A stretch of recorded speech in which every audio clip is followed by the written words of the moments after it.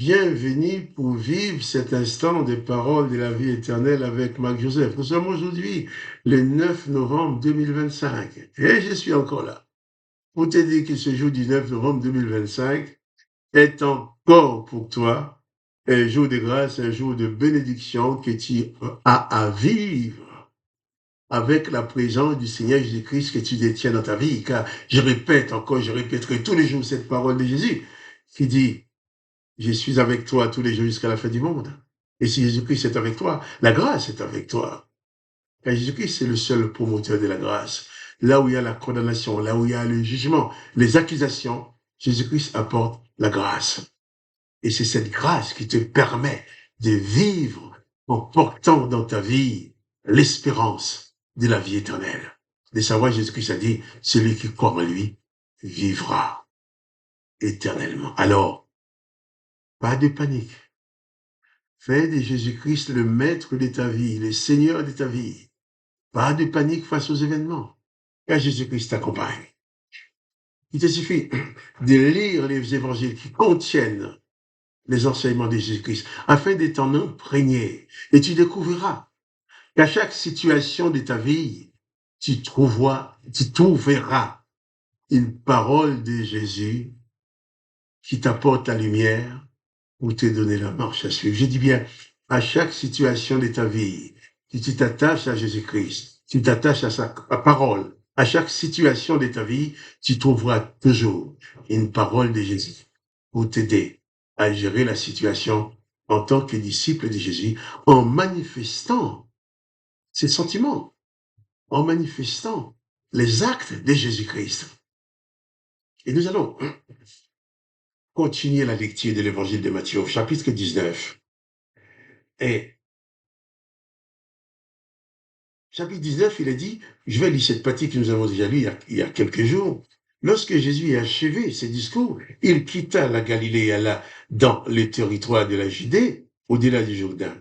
Une grande foule le suivit, et là, il guérit les malades.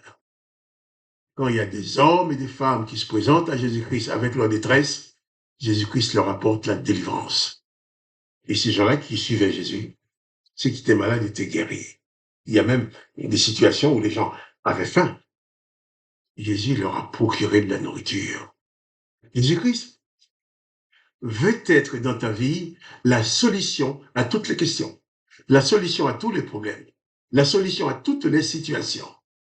Il convient maintenant de réaliser qu'il y a des choses dans ta vie que seul Jésus-Christ a la capacité de les accomplir.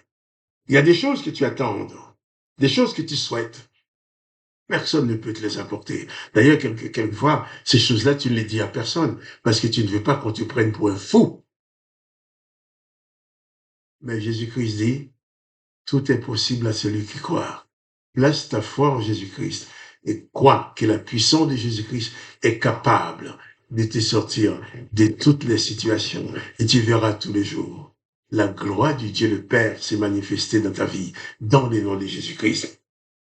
Je vais continuer à lire. Nous avons lu qu'une grande foule suivait Jésus. Et là, Jésus guérit les malades. Mais il n'y avait pas que les malades, il n'y avait pas que la foule. Malheureusement, il y avait aussi les pharisiens, les religieux, les serviteurs de l'Éternel, qui guettaient pour trouver des occasions d'accuser Jésus. Matthieu 19, verset 3. Les pharisiens l'abordèrent, dirent pour le prouver. Est-il permis à un homme de répudier sa femme pour un motif quelconque? Il répondit, n'avez-vous pas lu que le Créateur au commencement fit l'homme et la femme? Et qu'il dit, c'est pourquoi l'homme quittera son père et sa mère et s'attachera à sa femme, et les deux deviendront une seule chair. Ainsi, ils ne sont plus deux, mais ils sont une seule chair. Que l'homme, donc, ne sépare pas ce que Dieu a joint. Il pose la question à Jésus dans le but de le piéger. Jésus lui répond. Et je vais continuer la lecture. Au verset 7, Matthieu 19, verset 7. Pourquoi donc, lui dit-il, Moïse a-t-il prescrit de donner à la femme une lettre de divorce et de la répudier? Jésus leur répondit, c'est à cause de la dureté de votre cœur que Moïse vous a permis de répudier vos femmes, mais au commencement, il n'en était pas ainsi. Ils vont brandir devant Jésus les paroles de Moïse, en disant Moïse a ordonné de donner une lettre de divorce à cette femme et de la renvoyer. Jésus va leur répondre que c'est à cause de la dureté de leur cœur. Et cette dureté du cœur de l'homme, cette dureté du cœur, cette dureté du cœur de ces pharisiens qui questionnaient Jésus, venait de l'origine de l'enseignement qu'ils ont dans l'Ancien Testament, l'enseignement que Moïse leur a donné, l'enseignement de l'Éternel, l'Esprit de l'Éternel. Car c'est pas la bouche de Moïse que l'Éternel dit au peuple qu'il faut toujours absolument exercer la vengeance. Œil pour œil, dent pour dent, pied pour pied, main pour main, blessure pour blessure, meurtrissure pour leur meurtrissure. L'Éternel, par la bouche de Moïse, va pousser les peuples à exercer la vengeance, même dans les plus petits détails, en disant, tu feras à l'autre exactement la même blessure qu'il t'a faite. Jésus-Christ n'est pas dans cette zone de vengeance. Jésus-Christ n'est pas dans cette doctrine de la vengeance. Il suffit que cet homme ne soit pas content de sa femme pour une raison quelconque, il lui donne une lettre de divorce, et il la renvoie, et il en prend une autre. Il en prend une autre femme. Jésus dit, oui, Moïse vous a donné cet ordre de donner une lettre de divorce à vos femmes. Donner une lettre de divorce à ta femme, de la renvoyer pour aller en prendre une autre. C'est à cause de la dureté de ton cœur. Cette femme va commettre une erreur. Tu vas dire, bien, pour te venger, tu vas la virer. Tu donnes une lettre de divorce, si elle change de ta maison, mais tu vas prendre une autre femme. Et les jours qu'elle commettra une erreur, tu feras la même chose. À cause de la dureté de vos cœurs, dit Jésus. Mais au commencement, il n'en était pas ainsi. C'est pour dire que celui qui veut vivre selon la loi de l'Éternel, qui veut vivre selon ce qui est écrit dans l'Ancien Testament, ce que les gens appellent les Ténars, Ténars, Névim, Ketuvim, disons, la loi, les prophètes, et les psaumes, et les livres, psaumes, proverbes, cantiques des cantiques. C'est lui qui veut vivre avec ça. Mais forcément, il va forcément aboutir à une grande dureté de cœur. Parce que ce n'est qu'une histoire de vengeance, une histoire de guerre. Faire la guerre à tel peuple, faire la guerre à telle personne, exercer la vengeance contre telle ou telle personne. L'Éternel va même jusqu'à dire à son peuple, exercer la vengeance. Il a dit à Saül, exerce la vengeance, souviens-toi et n'oublie point. C'est un ordre formel. Et avec cet ordre-là, avec ta femme, tes enfants ou tes amis, ceux que tu connais, tu ne pouvais agir qu'avec la dureté des cœurs qui te procurent ces ordonnances. Par exemple, David, dans ce psaume, je crois, psaume 89, ou un autre psaume, quand David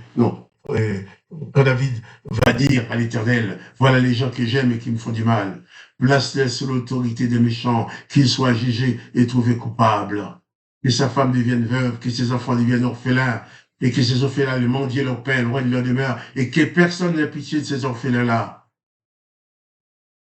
Ça, c'est l'Ancien Testament. La dureté des cœurs qui procure les ordonnances de l'Éternel.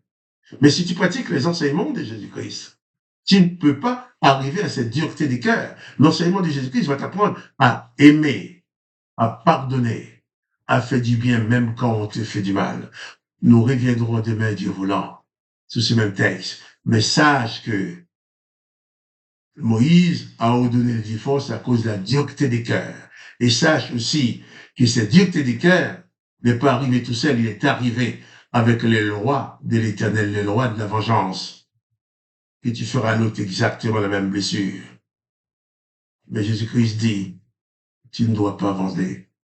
Si même ta femme pêche contre toi, en Jésus-Christ, tu as l'obligation de lui accorder ton pardon, mais pas de la jeter dehors comme une vieille chienne. Si tu es chrétien, si tu es en Jésus-Christ, tu vas passer toute ta vie à faire grâce à tous ceux qui s'approchent de toi. Mais si tu es en l'Éternel des armées, tu passeras ta vie à couper la tête à tous ceux qui ne te sont pas agréables. Alors attache-toi à Jésus-Christ. Ne sois pas une coupeur des têtes au nom de ta religion, au nom de l'Éternel, comme quand c'est un chrétien dans leur église, quand il lit le psaume de l'Éternel, il va dire, au nom de l'Éternel, je les taille en pièces. Quand tu dis ça, c'est que tu as des années-lumière de Jésus-Christ, de la parole de Jésus-Christ. Donc, ne t'installe pas dans les ordonnances de l'Éternel qui va provoquer la dureté de ton cœur. Installe-toi plutôt dans les enseignements de Jésus-Christ qui va faire de toi un homme d'amour, une femme d'amour, qui aime, qui pardonne, qui fait grâce, en sorte qu'à l'intérieur de ta maison, dans ton couple, dans ta famille, chaque jour soit aussi un jour de grâce. Que le nom de Dieu le Père, le Dieu de la grâce, soit béni. Que le nom de Jésus-Christ soit glorifié. Et que toi, tu sois richement béni par la présence du Seigneur Jésus-Christ dans ta vie. Quant à moi, Marc-Joseph, je te dis, pas de panique, Jésus-Christ est avec toi. Suis seulement le modèle de Jésus-Christ et tu iras dans la vie éternelle. Alors, à demain pour les paroles de la vie éternelle, justement.